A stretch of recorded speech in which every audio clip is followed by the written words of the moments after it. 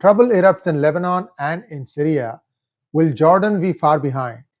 There is a concern in Israel and other circles that Jordan could be next, or Iran could be trying to smuggle guns, arms, ammunition through Jordan to Lebanon, to Hezbollah. Is this something that Israel is trying to ward off? Because you know that Jordan has actually suffered the most under the hands of Palestinians.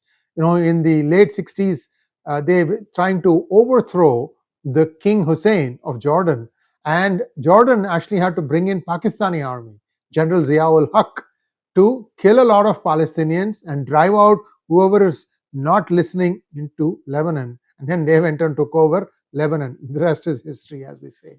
So today there are a fair amount of Palestinians in Jordan, but they are not actually, at least openly, taking sides. And Jordan has been neutral, and they have in fact helped Israel by closing their airspace to some of the things that were coming in from Iran. So is Jordan now in any kind of danger? To understand this and more, I have a small slide deck for you. Please like this video and don't forget to click on the bell button for notifications when you subscribe to our channel. Here we go. Israel and Jordan held secret talks on Syria. As Syria was breaking up, what had happened was senior Israeli officials held secret talks with Jordanian military brass last week about the fallout from Bashar Assad's regime. Israeli representatives included Shin Bet Director Ronen Bar and IDF's military intelligence head, Major General Shlomi Binder. The meetings were held in Jordan and involved Ahmad Husni, head of Jordan's General Intelligence Department. See the map here.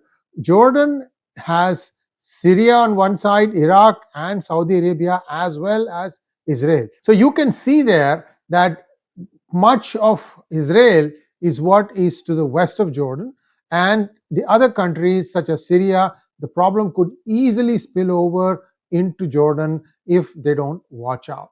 So what is the next step that is going to be contemplated? I'll come to that in just one moment.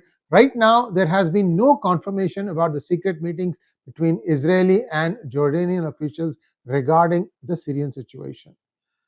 They are also discussed their interactions with rebel groups, especially the HTS, and their attempts to form a new Syrian government. We also know the Druze have opted to be annexed by Israel, and that's something that is now beginning to play out.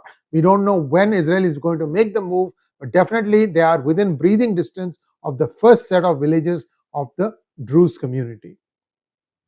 Jordan has acted as a key channel between Israel and HTS to try and establish security and political transition in Syria. Israeli forces are striking military sites across Syria to ensure that whoever comes to power does not have any teeth in terms of naval power, air power, or ground forces. And US Secretary of State Antony Blinken has been meeting with 8 Arab nations and Turkey in Aqaba to discuss Syria's peaceful solution. Blinken confirmed US contact with the jihadist group HTS, but did not provide specifics on the communication, emphasizing on the importance of conveying messages on governance and conduct during Syria's transition. Jordan, a key military and strategic ally for Israel and the US, is crucial in regional security. I told you about that. And it has been acting as a bulwark against Iranian weapons. Now, what could happen is somehow the Iranian government might try and sneak weapons across still through Syria or through Jordan. But if they have to go through Jordan, then they have to come back. Look at the map here. I'm going to show you the map so you have an idea what I'm talking about. See the map. So if they have to smuggle in weapons, they would have to come through Iraq and then Amman, but then they will have to still go through Syria to reach Lebanon. So if Iraq to Syria is cut off, which already has been cut off, Israel made sure of that, Iraq to Jordan is still open. So there could be an attempt, but then that's where things have to be carefully monitored.